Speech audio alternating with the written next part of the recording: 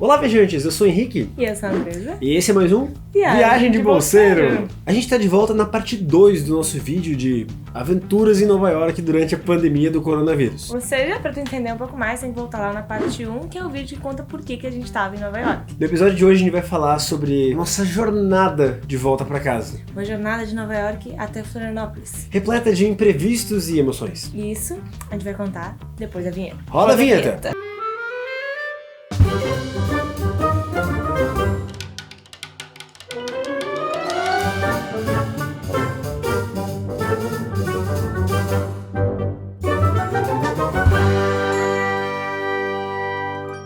Então, como foi dito no vídeo anterior, a gente resolveu ir pro aeroporto um dia antes do nosso voo original. E tipo, por que isso? Porque a gente gosta de perrengue, porque a gente gosta de história pra contar e dormir em aeroporto? Não.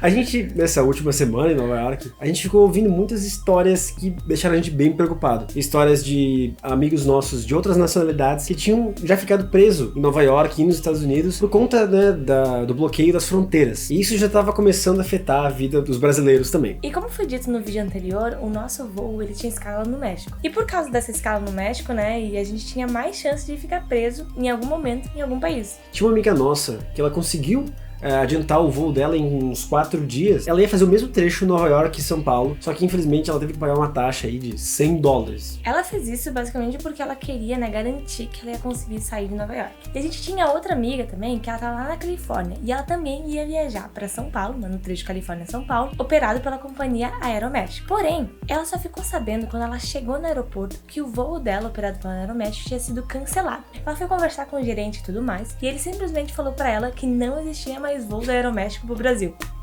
Simplesmente falaram pra ela que ela tinha que comprar outra passagem. Então, ela nos contou que provavelmente isso aconteceria com a gente também, que a gente ficaria sabendo, se não fosse por um e-mail algumas horas antes, seria só na hora no aeroporto. Provavelmente a gente teria que comprar outra passagem por um preço de $1.000. Nossa, tá. Essa foi a gota d'água pra deixar a gente completamente desesperado. O nosso voo era no dia 19, mas dia 18 a gente decidiu, vamos lá, às 6 da manhã no aeroporto do JFK, pra gente tentar resolver e conseguir adiantar a nossa viagem. E quem nos levou até o JFK foram os nossos anfitriões do Worldpackers. Por causa deles que a gente conseguiu chegar lá em segurança, eles foram nossos guardiões. A gente sabia que se alguma coisa desse errada com tudo isso, a gente teria onde ficar. Eles eram o nosso porto seguro. Olha a importância, gente, fazer intercâmbio e fazer conexões.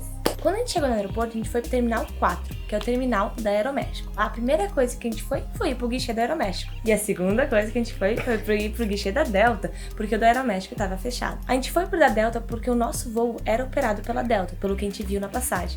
Eu falei com a moça, a gente deu nossos passaportes, e ela pediu então mais alguns dados da passagem, e eu entreguei meu celular pra ela ver esses dados da passagem. Ela pegou o celular, viu as informações, disse que o voo tava lá, no sistema, mas que ela não podia garantir nada. Então ela disse, esperem, o guichê da Aeroméxico vai abrir ao meio-dia e daí vocês conversam com ele e podem confirmar sobre a passagem de vocês. A gente decidiu esperar em outro terminal, porque a gente ouviu falar que lá tinha uma praça de alimentação um pouco mais habitável. A gente pegou o AirTrain, que ele é uma espécie de metrô de superfície. Ele é gratuito para quem tá transitando ali no aeroporto, Quando a gente chegou lá, eu percebi que eu tinha esquecido o meu celular lá no guichê da Delta. Meu Deus do céu. Eu apavorei completamente. Primeira coisa que o moço dos computers fez foi ativar o modo perdido do celular. Eu fiquei no Terminal 2 com os nossos mochilões e o Henrique foi correndo, pegou o AirTrain, ele foi lá pro Terminal 4 de volta, ver o que tinha acontecido se meu celular ainda tava lá. Eu falei com a moça e nesse meio tempo, de que acho que foi uns 10 minutos, 2 pessoas já tinham tentado se passar pelos donos do celular. E ela só não devolveu pra eles porque ela tinha visto na tela do celular. Eu só posso devolver pra Henrique ou Andresa. Cara, se vocês perdem o celular, não demorem pra ativar o celular perdido ali. E daí com o celular em mãos eu voltei correndo de novo pro Terminal 2. E daí dessa vez a gente tentou encontrar ali uma pracinha com um banquinho gostoso pra gente passar o tempo. E outra dica, sempre leve comida, porque no aeroporto qualquer burrito, hambúrguer é $10. A gente levou uma espécie de croissant com queijo e ficou tentando racionar aquilo pelo dia todo.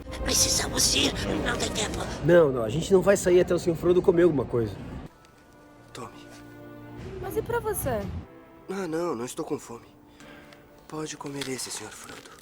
E durante a série, filme e crises de pânico e ansiedade, né, vendo as telinhas ali cancelando voos a cada meia hora, a gente ficou muito preocupado. Então, ao meio-dia, eu voltei correndo pro outro terminal. Chegando lá, ele estava abrindo as portas ali do guichê da Aeroméxico. Olá, como está a situação do meu voo, né? E daí foi então que ele conferiu. E olha só, o seu voo para meia-noite, tudo certinho. Mas infelizmente o seu voo no México foi adiado. E o que espantou a gente é que a gente não tinha recebido nenhum e-mail de confirmação, ou no caso de adiamento, né? Mas enfim, o de Nova York do dia seguinte estava tudo certinho, tudo nos conformes. Mas mesmo assim ele alertou que a situação era incerta, ele não tinha como confirmar que esse avião ia sair do chão. E daí com essa preocupação, eu perguntei pra ele, tá, mas você tem como me dar uma chance aí de conseguir adiantar esse voo? Pelo que estou vendo no seu controle aqui, temos sim uma passagem para as 2h40 da manhã, mas... Peraí, o seu voo não pode ser mudado para esse, porque senão isso resultaria em mais esperas no México. Ele não podia aceitar e a gente teria que esperar mais de um dia no México, então ele não liberou esse voo pra gente. Na minha frustração, eu voltei lá pro terminal e vale a pena lembrar, acredite se quiser, eu juro, o nome do cara era Roberto Corona.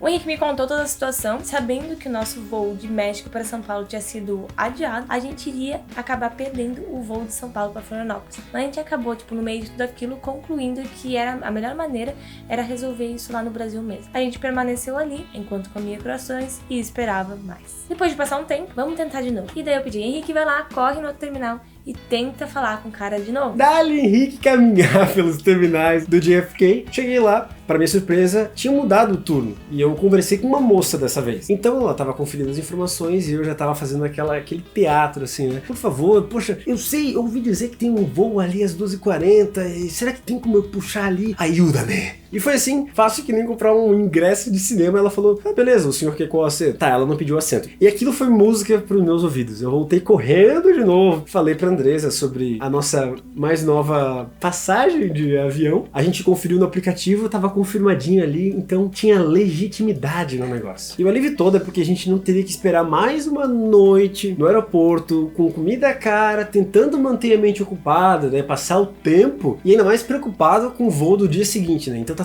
tudo ali resolvido, em poucas horas a gente iria embarcar para o México. Então tá, poucas horas antes do voo, a gente fez o check-in. A gente embalou nossos mochilões e a gente colocou a capa protetora deles e um monte de fita adesiva em volta. A gente fez isso pra proteger eles, né? Quando a gente chegou lá, a moça do guichê, ela nos impediu de entrar com as nossas bagagens. E ela falou que não posso permitir vocês entrarem com fita adesiva na mala. Sendo que a Gol e, enfim, outras companhias nos forneciam fita adesiva pra colocar na bagagem. E falou, não, vocês só podem colocar se for o plástico filme autorizado pelo aeroporto, que era um plástico filme tipo esses de cozinha, só que azul. E custava $20 pra colocar. Óbvio que a gente não colocou, né? Então daí a gente aceitou o fato, a gente filmou ali nossas mochilas pra mostrar caso algo fosse extraviado. E daí a gente só deixou o mochilão com a capa protetora. O que não é muito recomendado. Pode sujar, estragar. Fica aí a recomendação. Sempre leve um plástico filme com você, caso você queira fazer esse invólucro protetor. Mas a surpresa não parou por aí. O moço do guichê falou pra gente que a gente não podia entrar nesse voo por causa que a gente só tinha feito uma reserva, não era uma confirmação no aplicativo. Eu tava tão brabo que, assim, a única coisa que eu conseguia pensar naquela hora é de todas as vezes, todas as horas que eu já ensaiei na frente do espelho uma briga em inglês, sabe? Todos os argumentos, os contra-argumentos ali, agora é minha hora de brilhar. Mas que bom que eu tava lá bem calma. E daí eu conversei com o cara, fiz cara de cachorrinho, falei, por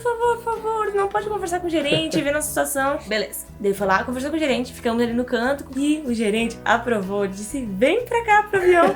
Porque afinal o avião não tava lotado, tava em uns 2/3 ali. E ainda tive a audácia de pedir pro moço, posso te pedir pra eu ficar no assento ao lado do Henrique? Vão ser $40. Óbvio que, né, eu não paguei isso. E eu pedi isso porque, claro, né, ficar horas do lado de um estranho, que eu não sei qual é a rotina, se foi contaminado ou não. Então é perigoso, daí eu preferia ficar do lado, claro, né, do Henrique. Chegando lá no voo, cada um sentou no seu assento lá e ficamos esperando certificar que ninguém mais ia entrar e não tinha ninguém do nosso lado. Eu consegui ficar sentadinha do lado dele, porque o voo realmente não tava lotado. Então fica a dica, nunca pague por esses valores absurdos só pra ficar do lado de alguém, não vale a pena. E se o voo estiver lotado, tente pedir pra pessoa que tá do lado do seu amigo, namorado, trocar com você. Você tem sempre a opção de fazer uma videoconferência estando ali perto. Assim, quem sabe a pessoa do teu lado se incomoda, sai.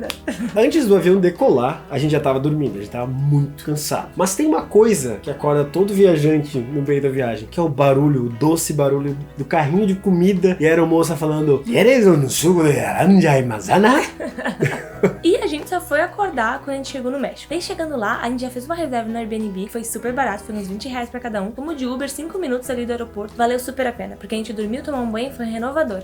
E no outro dia a gente acordou, voltou pro aeroporto, porque a gente tinha que esperar algumas horas até o voo, que tinha sido adiado, lembra? E ficou esperando no aeroporto pela parte da tarde. E durante a nossa espera ali, a gente tava almoçando e, né, dando uma olhada no Instagram, a gente viu que uma amiga nossa, que fez Work and Travel com a gente, ela tava no mesmo aeroporto, esperando pelo mesmo avião pro mesmo destino. Cara, vamos se encontrar. A gente ficou matando tempo, né, conversando sobre as nossas aventuras e como foi esse período de viagem. A gente fez o check-in no início da tarde e já tava garantido que a gente ia pro Brasil. Entramos no voo, tava lotado. Lotado de quê? Brasileiros! Porque é óbvio, eles tinham cancelado os 2 voos anteriores, inclusive um nosso, pra colocar tudo nesse voo. Então, eram 3 voos juntos. Isso estava sendo feito por muitas companhias por causa da crise gerada pelo coronavírus, né? Então, eles estavam colocando todos os passageiros juntinhos pra, né, economizar tudo e junto numa viagem só. Só que, óbvio que isso não é eficaz em termos de saúde pública, porque vai estar todo mundo junto e se alguém tiver contaminado no voo, já era pra todo mundo. Sentados, aliviados ali, que a gente tava indo pro Brasil, né? Pô, finalmente chegou o momento. Nos primeiros 30 minutos de viagem, a gente já se deparou com uma turbulência, meus amigos, que foi a pior turbulência da minha vida. O avião, ele perdeu um pouco de altitude durante alguns segundos e deixou todo mundo, o pessoal gritando. Foi horrível. E daí, quando a gente saiu da zona de turbulência, o comandante até falou, né? Desculpa, eu esqueci de avisar vocês. Mas depois disso foi tudo tranquilo. A gente continuou a nossa viagem com aquele medo básico de morrer. E chegamos em Guarulhos, São Paulo, umas 8h30 da manhã. Só que nosso voo era 7h30. E já que a gente não podia voltar do tempo, a gente foi pro guichê da Aeroméxico pedir por novos tickets da nossa passagem Gol para Floripa. E foram super de boas, porque eles sabiam que isso estava acontecendo bastante. E eles geraram tickets novos, mas eles falaram, atenção pra vocês aí, não ousem inventar de pedir o dinheiro da hospedagem, comida, alimentação que vocês tiveram por causa desse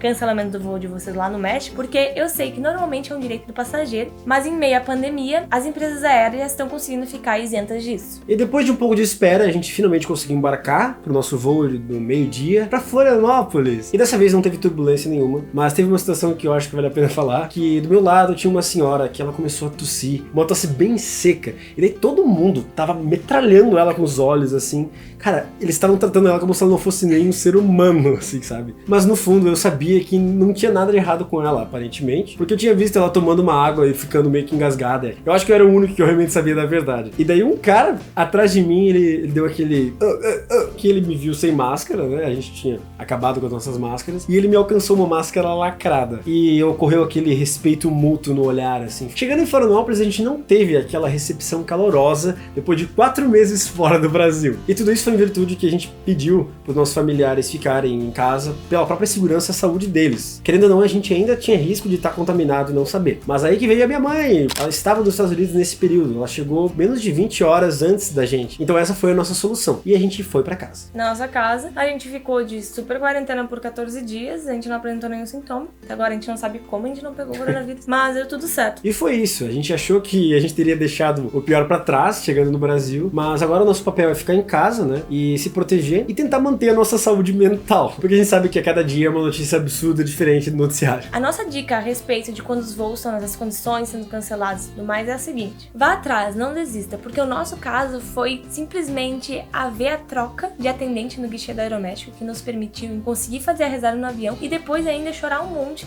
pro atendente e pro gerente da Aeroméxico nos permitir entrar no voo e finalmente sair de Nova York. Isso tudo sem custo adicional nenhum. Eu sei que cada caso é um caso, mas minha dica é: vá atrás e nunca se dê por vencido. E fica ligado no canal, porque a gente ainda vai falar em detalhe sobre a nossa viagem, porque do início de dezembro até o início de março foi tudo maravilhoso, e é uma experiência que com certeza eu ainda quero ter de volta. Então é isso, acompanhe o canal aqui, porque todo domingo às 8 horas tem vídeo novo, e seja um viajante esperto!